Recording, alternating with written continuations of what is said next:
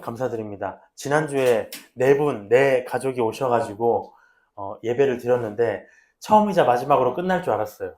왜냐면 제가 일단 설교를 망쳤어요. 처음 이렇게 우리끼리 하다가 항상 공부하는 식으로 하다가 이제 처음 복음을 잘 모르는 또 예수님을 처음 믿는 분들께 너무 어렵게 제가 말씀을 전한 것 같아서 집에 돌아와가지고 너무 죄송했어요.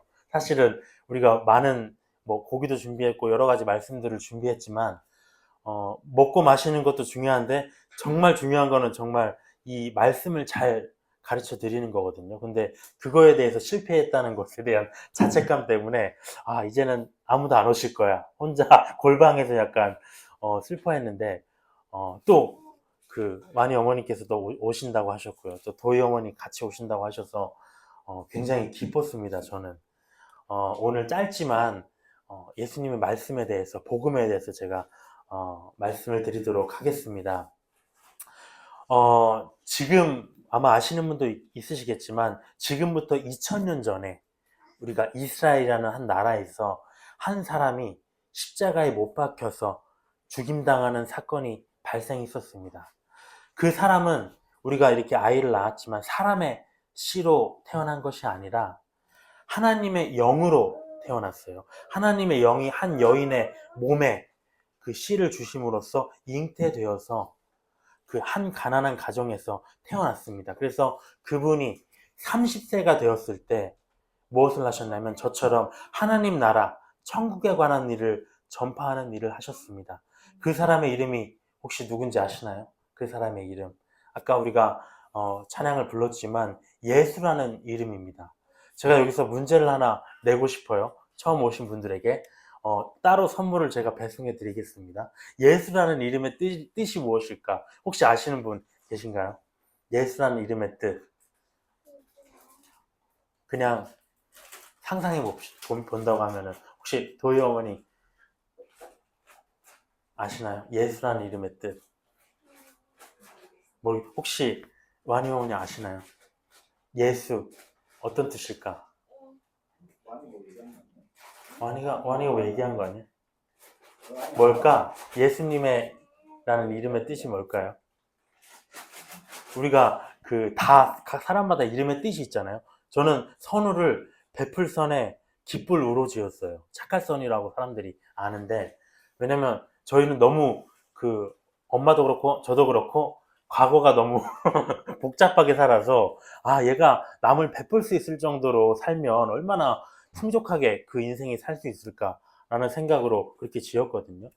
각자 와니도 그렇고요, 도희도 그렇고 다 이름의 뜻이 있을 겁니다. 근데 이 예수님이라는 이름의 뜻이 있어요. 그게 뭐냐면 구원이라는 뜻입니다. 구원. 그러니까 우리가 하나님은 구원이시다. 히브리어로 말하면 예슈아라고 하는데 구원이라는 뜻이에요. 우리가 바라는 게 구원. 물론 우리가 이 땅에서 죽어서 천국에 가서 그때 구원받으면 좋겠다라고 생각할 수도 있지만 가끔 이 땅에 사는 우리에게도 구원이 필요합니다. 뭔가 힘든 일을 만났을 때 여기서 누가 나를 좀 구원해 줄 사람이 없나? 우리가 생각하잖아요. 근데 예수님은 천국에서 우리를 구원하시는 분이 뿐만 아니라 이 땅에서도 우리를 구원해 주실 수 있는 분입니다. 지금도 인생의 고통 속에서 헤매이는 많은 사람들을 절망 속에서 구원하고 계십니다.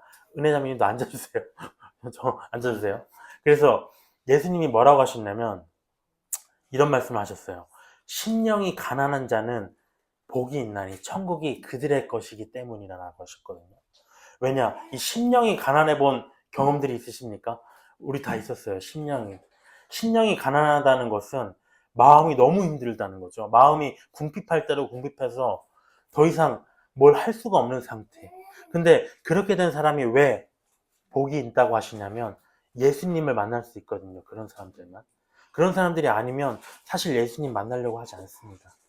그 예수님이 우리를 천국으로 인도하시는 분이기 때문에. 그래서 근데 많은 사람들은 여기 계신 분들은 안 그런 것 같아요. 지금 몇 년간 교회 다니신 분도 계셨고요. 또 예수의 아까 찬양 이름 뭐였죠? 예수의 예수께로 가면 이 이름 찬양을 아신다고 하면 그 마음속에서 예수님이 아직 계신 겁니다. 근데 많은 사람들은 이런 얘기를 믿지 않아요. 꾸며냈다고 생각합니다. 근데 우리가 우리 인생에도 그렇잖아요. 믿을 수 없는 일이 너무 많이 일어나요. 근데 우리가 믿든 간에 믿지 않든 간에 하나님은 실제 하시는 분입니다. 우리의 믿음과 관계없이. 우리가 한번 생각해 볼까요? 많은 사람들이 이 우주의 기원, 이 달과 별과 이 꽃과 이런 것들을 누가 만들었느냐, 사람은 누가 만들었느냐, 이런 거를 밝히려고 엄청 노력을 해요. 사람이 어디서 와서 어디로 가는가, 이런 거를 많이 고민합니다. 근데 그 사람들이 얘기하는 주장은 또 뭐냐면, 이런 우주가, 우리 사람이 어떤 티끌에서부터 시작을 해서 분열하고 분열하고 분열하고 해서 지금 우리의 상태까지 왔다고 얘기를 합니다. 믿어지시나요? 이런 결론이 더 저는 우스꽝스러운 것 같아요. 그냥 자연 발생했다, 우리 사람이. 이렇게 복잡한 사람이. 우리가 오늘 석촌호수 잠깐 나가보려고 하는데 벚꽃이 엄청 폈습니다. 아무도 돌보지 않아요, 그 벚꽃을.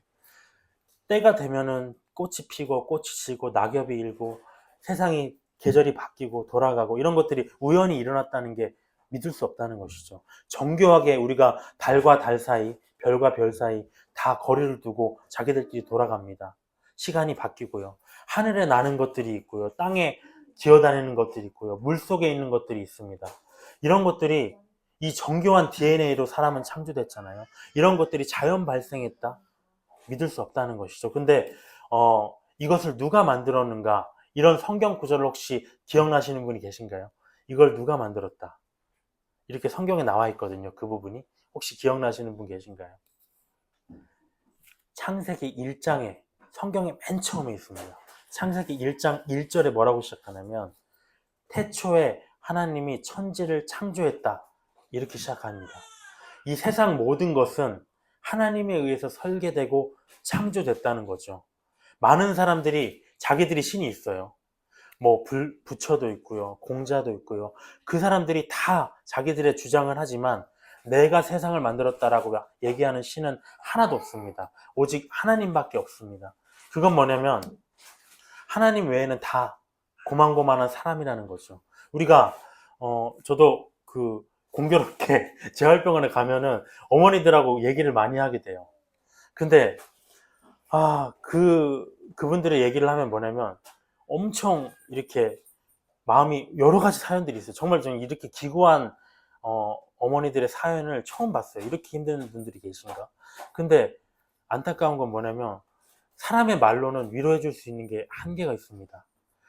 부처나 뭐 공자나 어떤 대단한 상담가나 자기들의 말을 다 위로해서 상담을 하지만 결국에는 돌아서면 남는 게 없거든요. 그냥 마음의 일시적으로 위로를 받고 끝나는 겁니다.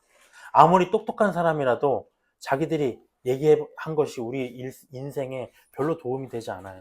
근데 그들이 주로 말하는 게 뭐냐면 너 자신을 믿으세요, 이렇게 얘기합니다. 할 수 있습니다. 힘내세요. 너 안에는 잠재력이 있습니다. 아기가 아파요? 아니에요. 어머니 힘내셔야죠. 힘내시고 어머니가 정신 차리시고 아기를 잘 보듬어 보세요. 이게 위로가 되나요? 위로가 안 돼요. 위로가 안 돼. 근데 우리 기독교는 뭐라고 하냐면요. 너는 못한다고 합니다.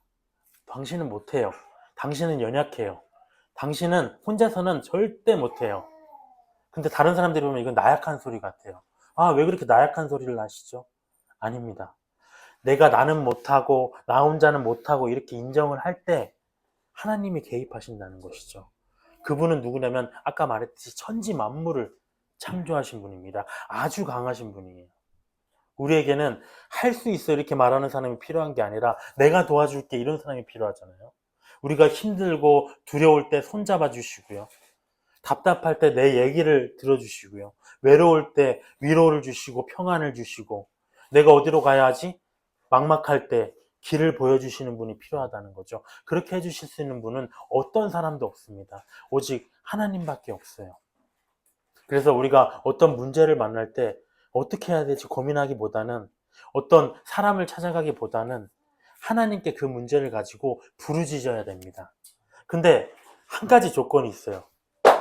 아무나 하나님을 부를 수가 없습니다. 우리가 아까 애기들이 막 울었지만 재활병원에서 많이 보게 돼요. 막 울고 있는데 내 아이가 울면 여러 명의 아이들이 우는데도 내 아이의 울음을 딱 판단해서 금방 쫓아가요. 말하지 않아도. 근데 남의 아이가 울고 있으면 뭐 이게 함부로 손댈 수가 없잖아요. 그러니까 엄마 어디 갔어? 애기 어디 갔어? 이렇게 다 하시더라고요. 그게 당연한 일이거든요. 내 아이가 아니기 때문에. 그러니까 우리가 하나님께 부르짖어야 되는데 하나님도 내 자식이 아니면 응답을 하지 않으십니다. 근데 그분께 그래서 그러면 그분을 부르짖으려면 내 아버지로 삼으려면 어떻게 해야 되는가? 딱 한 가지 조건이 있어요. 그게 뭐냐면 예수님을 믿어야 됩니다. 예수님을 믿어야 되는 것. 요한복음 1장 12절에 보면 이런 말씀이 있어요. 요한복음 1장 12절 13절에 보면 이런 말씀이 있습니다. 영접하는 자, 곧 그 이름을 믿는 자들에게는 하나님의 자녀가 되는 권세를 주셨으니 이는 혈통으로나 육정으로나 사람의 뜻으로 나지 아니하고 오직 하나님께로부터 난 자들이니라. 예수님을 믿어야만 하나님의 자녀가 되는 권세가 주어진다는 것이죠. 근데 우리가 예수님에 대해서 잘 알아야 됩니다. 도대체 예수님이라는 분이 누구이길래 우리가 그분을 믿으면 하나님의 자녀가 되는가? 얼추 다 알고 있어요. 모든 사람들이. 우리가 본래 하나님이 사람을 창조했을 때 원래 우리는 그분과 엄청 친했어요. 창세기에 다 나와 있는 내용입니다. 에덴 동산이라는 곳을 만들었어요. 그곳에서는 이런 장애나 이런 아픔들이 없었어요. 원래는 정말 완벽한 기후와 완벽한 공간 속에서 하나님이 우리가 살길 바라셨습니다. 근데 우리가 하나님과 우리 사이의 관계가 어긋나는 사건이 하나 있었어요. 그게 뭐냐면 우리가 들어보셨겠지만 선악과라는 사건입니다. 다 먹어라, 다 누려라 했는데 이것 하나만 먹지 말아라. 선악을 알게 하는 열매만 먹지 마. 근데 누가 먹었냐면은 누가 먹었는지 혹시 아시는 분 있으신가요? 이것도 선물을 드리겠습니다. 새로 오신 분만. 누가 선악과를 먹었을까? 누가 선악과를? 그 이름을 혹시 아시나요? 우리가 늘 알고 있지만 선악과를 먹은 최초의 그 사람 이름 혹시 아세요? 하와라는 사람입니다. 여자가 먼저 먹었어요. 여자가 자기가 먹고 너무 맛있어가지고 남편도 줬어요. 너도 먹어라. 그래서 그 아담과 하와가 먹고 어떻게 됐냐면 선악을 알게 됐는데 선도 알고 악을 알게 된 거예요. 그 전까지는 애기들은 선악을 모르잖아요. 뭘 해도 걔가 땡깡을 부려도 걔는 모르기 때문에 다 용서되는 거였거든요. 근데 선악을 아는 순간 사람은 선한 일을 해야 될 의무가 생겼습니다. 근데 선한 일을 안 하고 악을 행하게 됐다는 거죠. 악을. 이렇게 죄를 짓게 된 이후부터 하나님과 관계가 완전히 끊어져 버렸어요. 그때부터. 근데 하나님이 왜 죄와 함께 하실 수 없느냐? 하나님의 성품 두 가지가 있는데 하나는 뭐냐면 공의라는 겁니다. 하나님은 굉장히 거룩하신 분이기 때문에 죄와는 함께 할 수가 없어요. 그래서 사람과 가까이 하고 싶어도 가까이 할 수가 없게 돼버렸습니다. 근데 우리가 예수님이라는 분, 왜 우리에게 오셨느냐? 하나님에게는 또 다른 성품 하나가 있어요. 그게 뭐냐면 사랑입니다. 사랑. 그거는 뭐냐면 사람들이 사랑해 이런 거랑 다른 수준이에요. 우리가 아이들을 사랑하지만 우리가 아이들을 사랑하는 것보다 더 큰 사랑, 죽음을 불사하는 사랑, 원수를 위해서 내 자식을 내어줄 수 있는 사람 상상이 되지 않잖아요. 원수가 있는데 그 사람을 살리려고 내 귀한 자식을 죽인다? 이건 말이 안 되는데 그런 사랑을 보이신 분이 바로 하나님이십니다. 그래서 이 사람들을 내가 가까이 하기 위해서 내 아이를, 내 자식을 죽여서 죗값을 대신 치르게 하시고 우리를 회복시키신 것. 그게 바로 그 제물 되신 분이 예수님이라는 거죠. 그래서 그분을 믿으면 너와 나의 관계가 다시 회복되고 그때 너희들이 나에게 부르짖으면 내가 다 너희들을 위해서 애써주겠다, 위로해주겠다, 구원해주겠다라고 하신 겁니다. 로마서 5장 8절에는 이런 말씀이 있어요.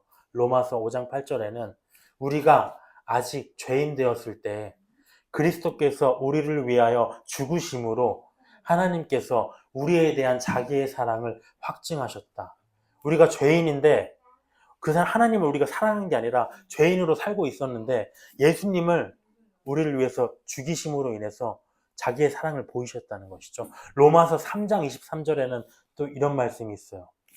모든 사람이 죄를 범하였음에 하나님의 영광에 이르지 못하더니 그리스도 예수 안에 있는 속량, 대속, 죄사함을 대신 치르는 겁니다. 그것으로 말미암아서 하나님의 은혜로 값없이 의롭다 하심을 얻은 자가 되었다.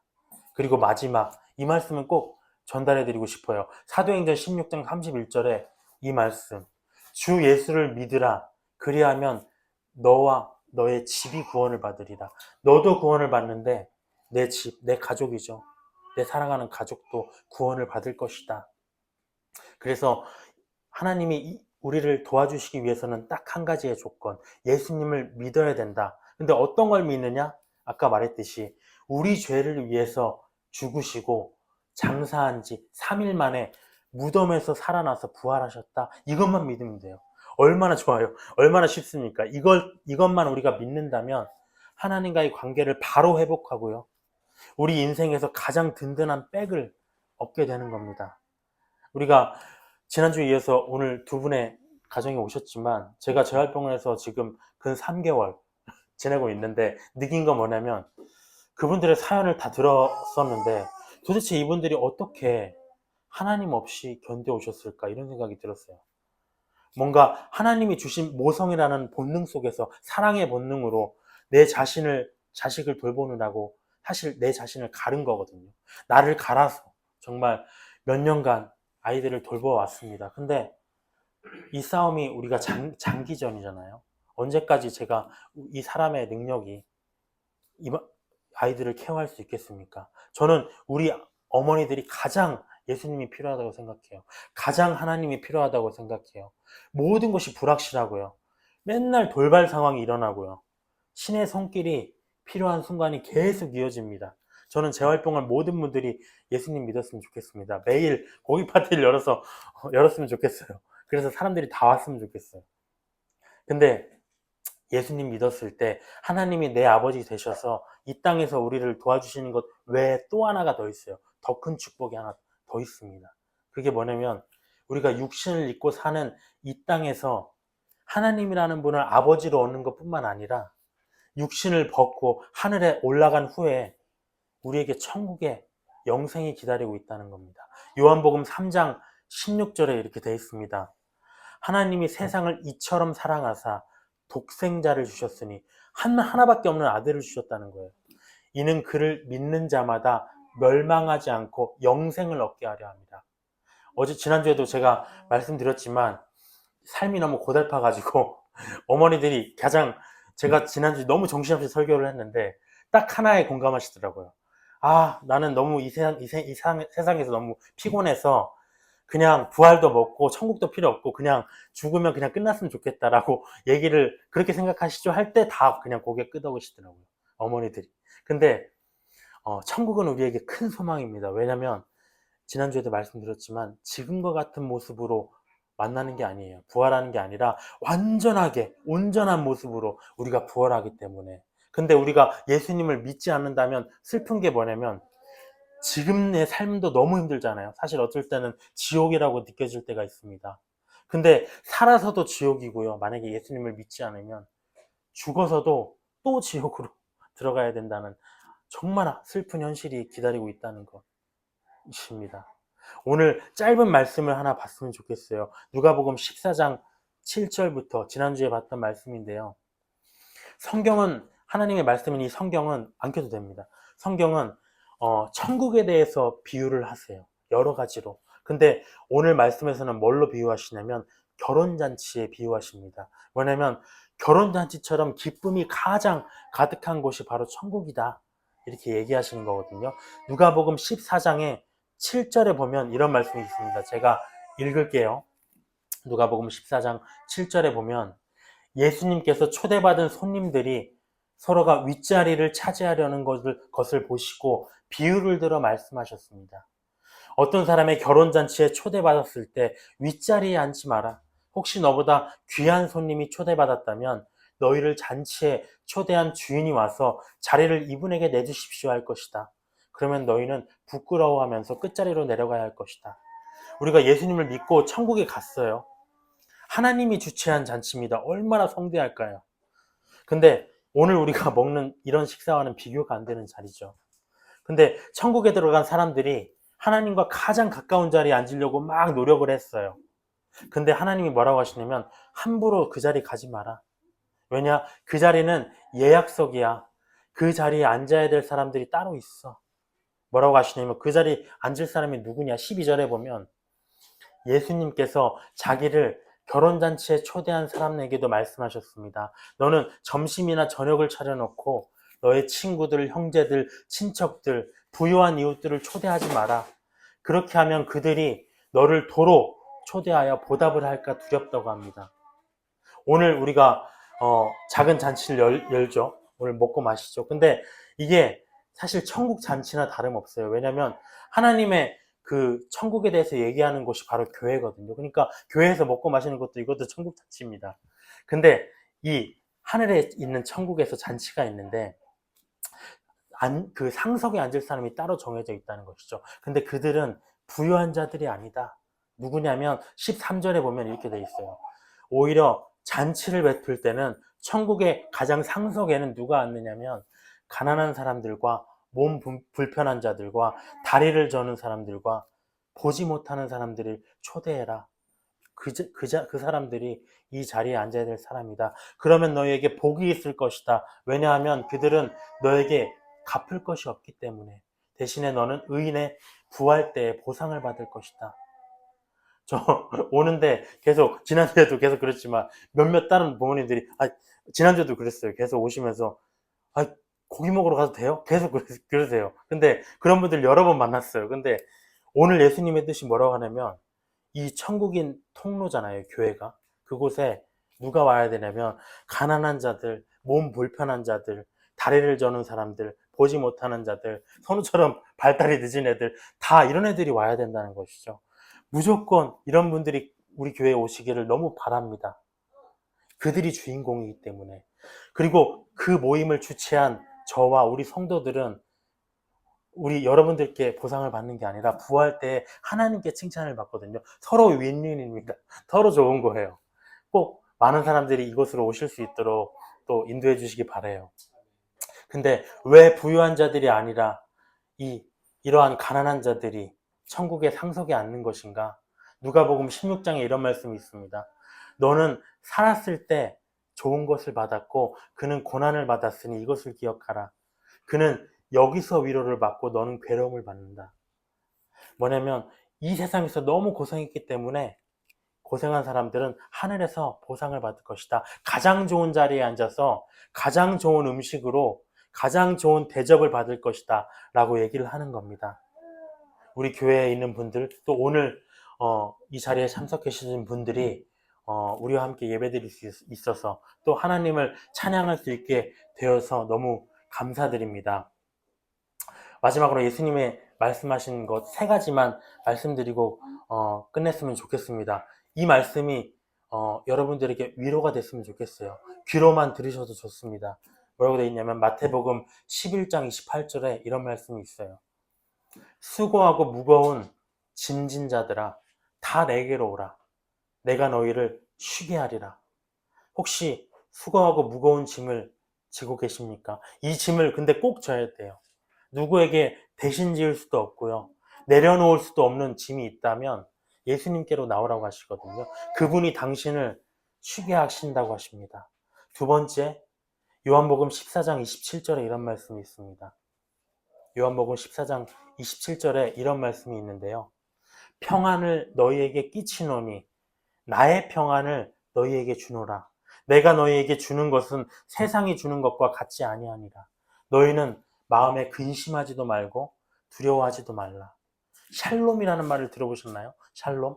평안이라는 뜻입니다. 우리 교회가 평안교회거든요. 왜 그러냐면 여기 정말 말없이 있지만 각자 다 너무 지친 인생을 살아서 너무 많은 풍파를 겪어서 평안이 필요해서 우리도 평안교회를 지었어요.